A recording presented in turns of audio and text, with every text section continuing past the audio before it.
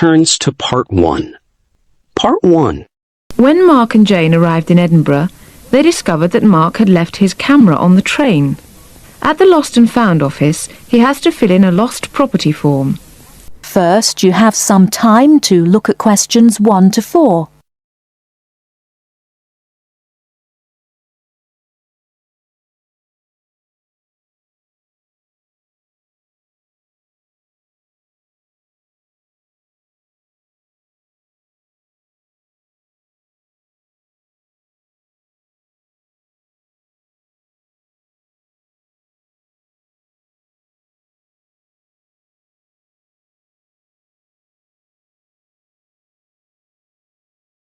Now we shall begin. You should answer the questions as you listen, because you will not hear the recording a second time. Listen carefully and answer questions 1 to 4. Good evening, sir. Can I help you? Yeah, I think I left my camera on the train from London early today. Did you, sir? Oh, well. In that case, we'd better fill in a lost property form. Can you tell me your name? Yeah, it's Mark Adams. Okay. Your address? You mean in Britain or in the States? How long are you staying? Oh, I've still got a few months in Britain. Okay, then, can you give me your address here? Right. It's 21 Thames Drive, Leigh-on-Sea. That's Leigh on Sea, Essex.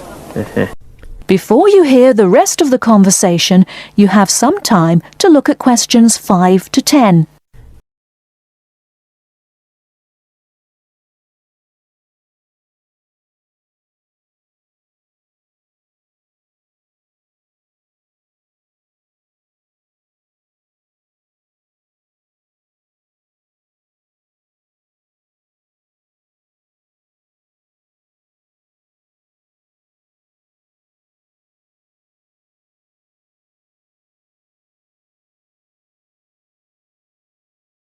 Now listen and answer questions 5 to 10. Do you want the phone number? Yes, I'd better have that. Okay, 0702 35211. Thanks. And you say it was a camera. What make and model? It's a Ricoh. Ricoh. How do you spell that? Ricoh. Okay, got that. Now, you say it was the London train. What time did it arrive in Edinburgh? At 4:55 this afternoon. Exactly on time. Well then, if we find it, sir, shall we phone you? No, I think I'll drop in the day after tomorrow to check up. Right you are, sir. We'll do our best. That is the end of part 1. You now have half a minute to check your answers.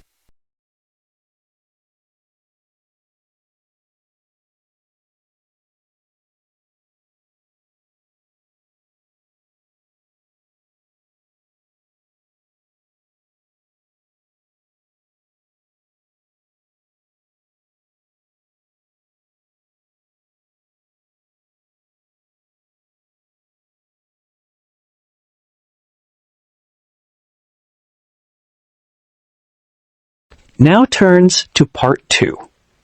Part 2. You will hear a phone conversation giving information about a health and fitness centre. Before you hear the talk, you have some time to look at questions 11 to 16.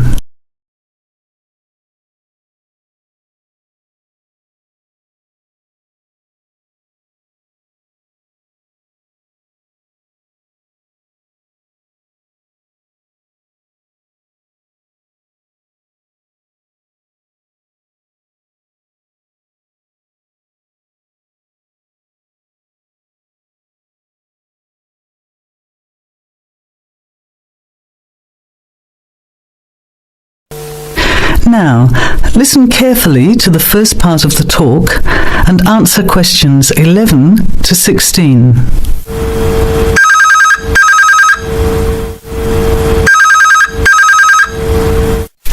Hello? Hello, is that Miss Heidi Jones? Yes. Good morning, Miss Jones. I'd like to take a few minutes of your time to tell you about the Seven Oaks Health and Fitness Centre, which is in your suburb. Would that be convenient? Okay. Well, the centre's not far from you. It's on the corner of Marion Street and Giles Street and has a large car park. It's open every day of the week, opening on weekdays at 6 a.m. and at 9 a.m. at the weekend. It closes at 9:30 p.m. Monday to Friday and on Saturday at 4 p.m. and Sunday at 2 p.m. We also have childcare Monday to Saturday from 9 in the morning until midday for a small extra charge. So you can leave your children in safe hands while you attend one of our classes, or perhaps have a swim, or if you just want to relax in the spa and sauna or steam room. Talking of classes, we have a very wide range which are designed to suit all different levels of fitness and individual needs. I mentioned the pool just now. Well, in addition to swimming laps or just relaxing, we also offer aqua aerobic classes, which are 45-minute classes that use the therapeutic effects of water. This provides a very safe and effective exercise and is suitable for all fitness levels, as well as being a lot of fun. Many people who haven't been exercising for a while start in the aqua classes, as do people who need to take care after hospital surgery, for example. These classes are very popular and are scheduled every weekday, Monday to Friday, and on Saturday afternoon and Sunday morning. Another very popular activity in the pool area is learning to swim, and these swimming classes are held at 4 p.m. every weekday and in the mornings at the weekend. By the way, they're open to both adults and children of any age. Before the talk continues, you have some time to look at questions 17 to 20.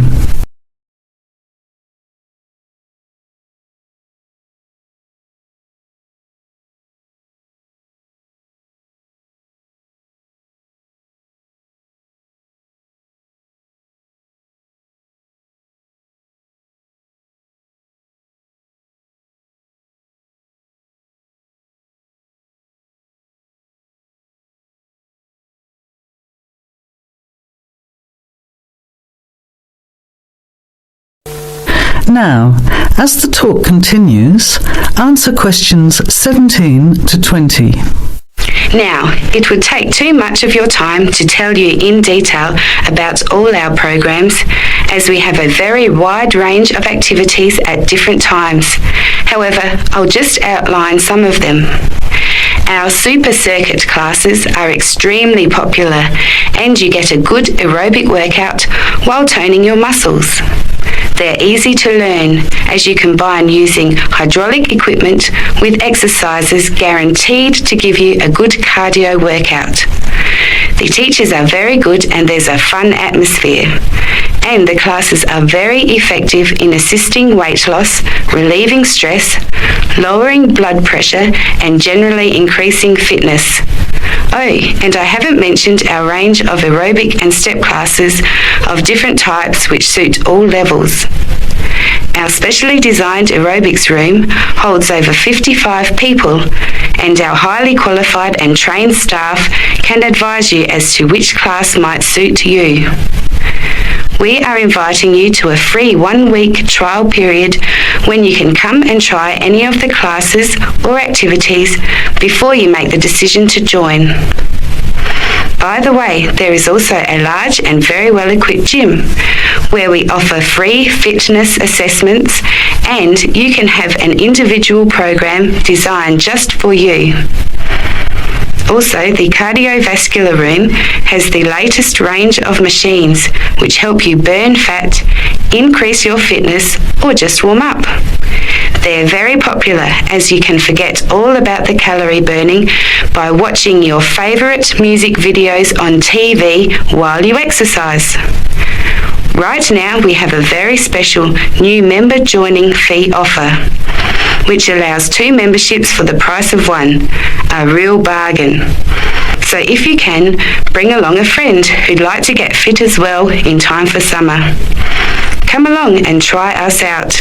You can meet the staff, Try out some of the classes for a week, absolutely free. And then, if you like us, sign up for only $110 each for 6 months. Thanks for taking the time to learn about the centre, and I hope we'll see you there soon, Heidi. I'll put one of our brochures in the mail for you right now. Bye for now. That is the end of section 2. You have half a minute to check your answers.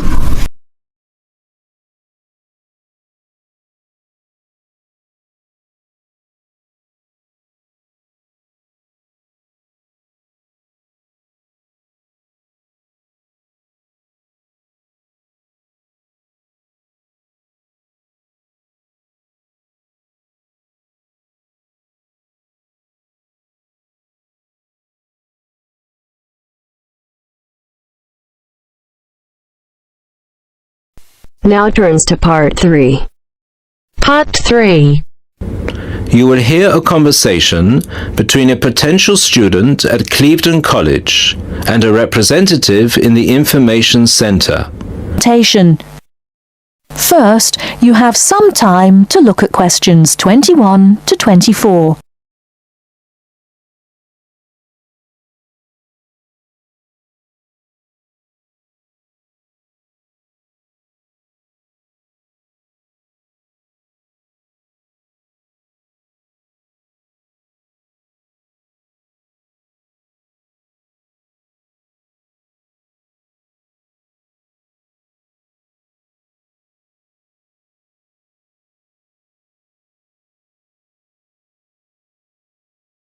Now, listen carefully and answer questions 21 to 24. Good morning, Clevedon College. Can I help you? Yes, please. I'd like some information about evening courses this term. Okay. Which subjects are you interested in? 2 subjects, actually. Languages and computer skills. Okay. What languages are you interested in? Actually, I'm not sure. I have to fulfill a language requirement for school, but I haven't really decided what language to study. How many language courses do you run each week? We have 2 every night, from Monday to Friday. I'm sorry, but would you mind going through the schedule for me? Which language on which days? Not at all. Monday to Wednesday are modern European languages, French, Spanish, German, Dutch and Polish. Thursday night we offer ancient languages, Latin and ancient Greek. And on Friday we finish off with the Asian languages of Hindi and Bengali. Monday to Wednesday, modern European. Thursday, ancient languages, and Friday, Asian. Can you spell Bengali, please? Yes, it's B-E-N-G-A-L-I. Great. And how much do the courses cost? Each course costs £25 per person per term. But if you want to do 2 language courses, there's a 10% discount, but only if you book for 2 terms. So the 10% discount is if I take 2 courses for 2 terms. Is that right? Right. Before you hear the rest of the talk, you have some time to look at questions 25 to 30.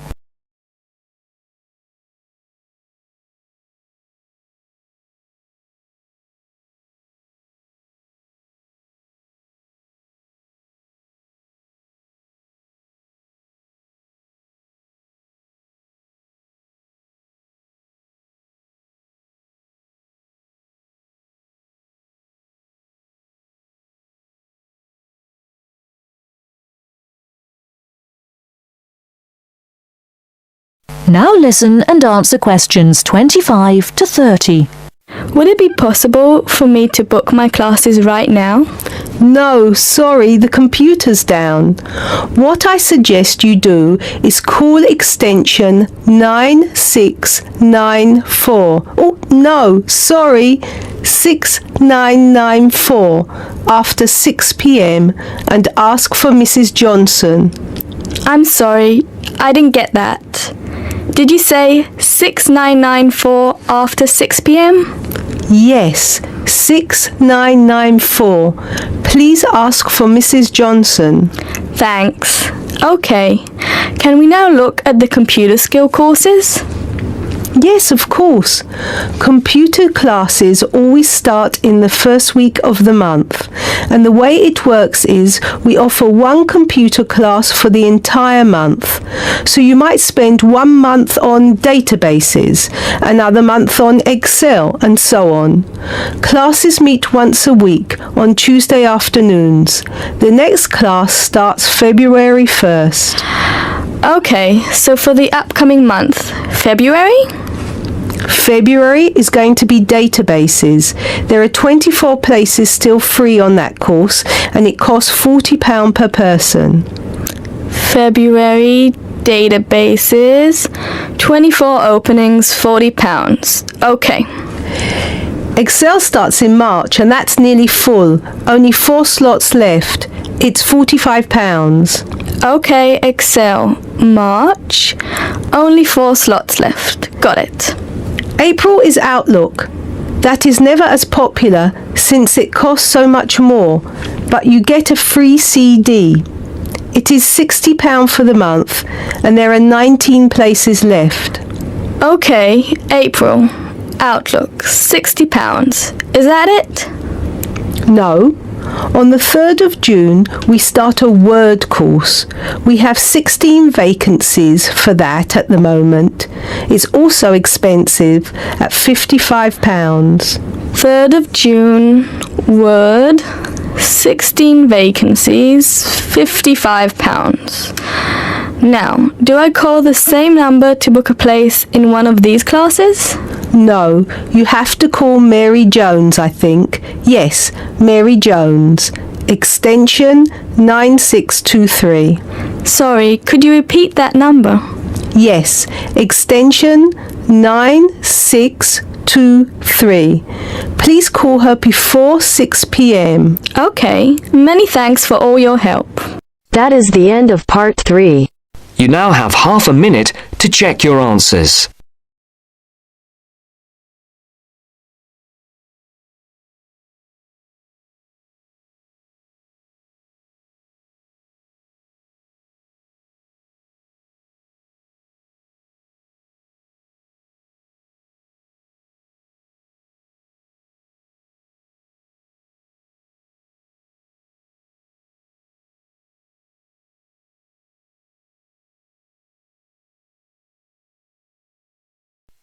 Now turns to part 4.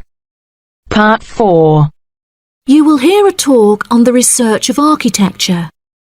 First, you have some time to look at questions 31 to 40.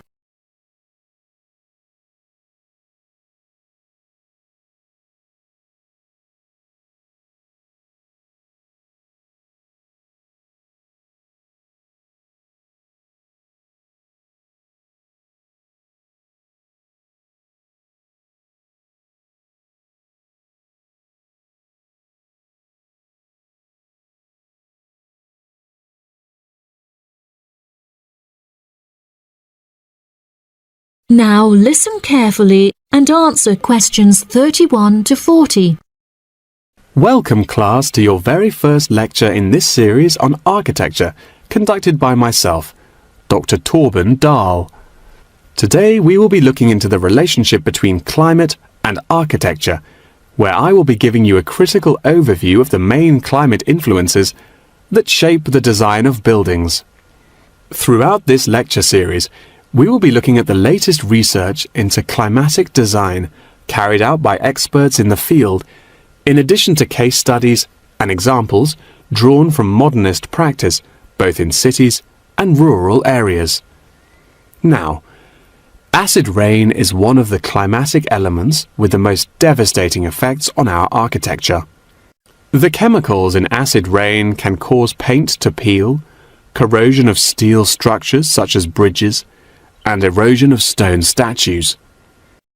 Since the 1970s, our government has been making great effort to reduce the release of these chemicals into the atmosphere, with positive results. Private organisations have also been raising awareness and funds, and recently received a huge donation from the bank. It is interesting to look at the studies that have been carried out into the effects of acid rain at varying altitudes. Research has shown that there are lower levels of acid in the damaging pollutants at higher altitudes, meaning that skyscrapers are much less vulnerable to the negative effects, as they are exposed to acid rain with far lower levels of damaging pollutants. Recently, the ALTA project was founded to carry out further research into acid rain.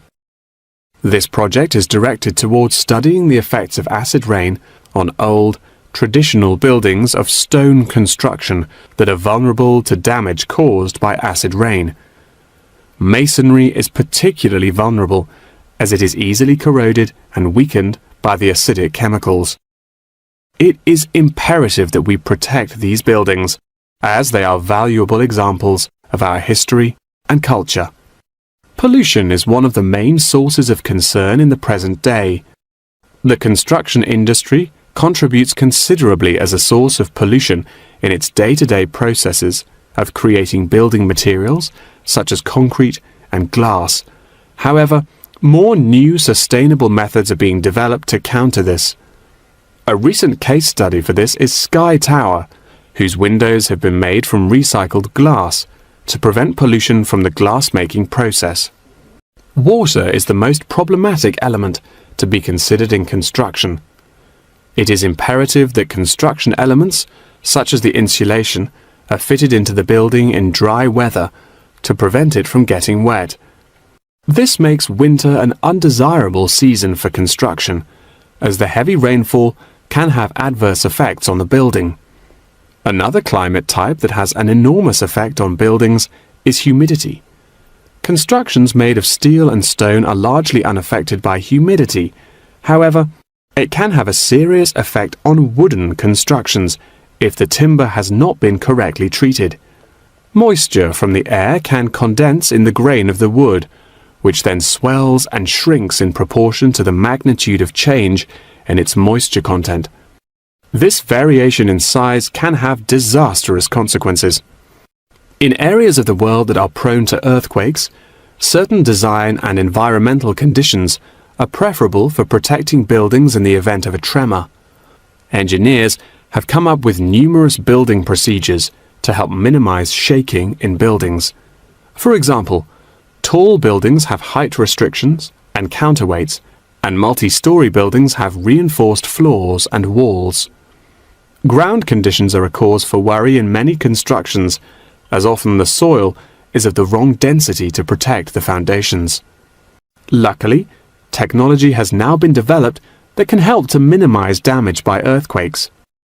Seismic sensors can give prior warning when an earthquake is about to happen, so that preparations can be made to protect both the people and the buildings from harm.